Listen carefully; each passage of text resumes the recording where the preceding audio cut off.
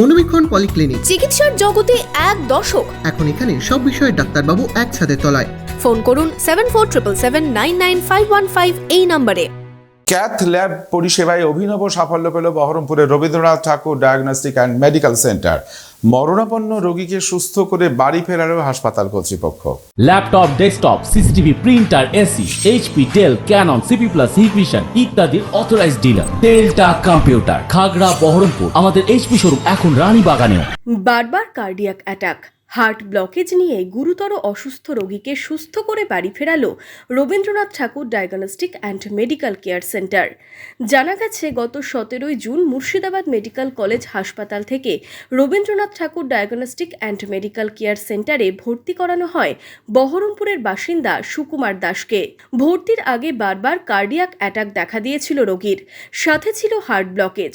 তবে এমার্জেন্সিতে রোগীকে দেখার পর ডাক্তার গোপাল চন্দ্র ঘোষের তত্ত্বাবধানে তাকে ভর্তি করানো হয়। সেদিনই তার অস্থায়ী পেসমেকার বসানো হয় এবং ভেন্টিলেশনে রাখা হয় রোগীকে।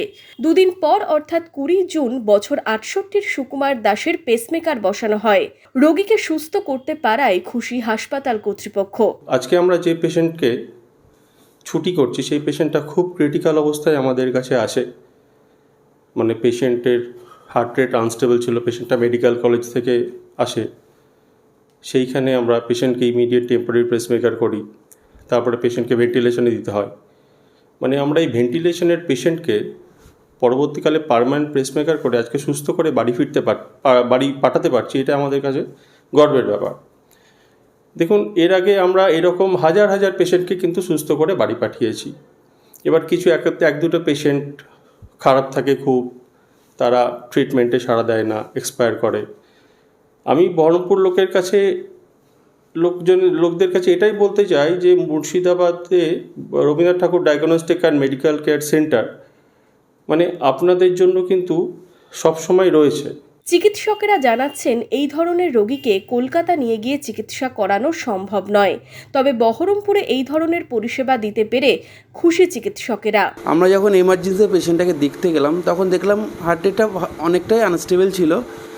আমরা তৎক্ষণাৎ পেশেন্টটাকে টেম্পোরারি পেসমেকার সাপোর্টে দিয়ে ওনার ভেন্টিলেশনে দেওয়া হলো পেশেন্টটাকে। তারপরে দিয়ে পেশেন্টটাকে একটু স্টেবল করে ওনাকে গত 20 তারিখে আমরা প্রায় পার্মানেন্ট পেসমেকার পেশেন্টটাকে করা হয়েছে।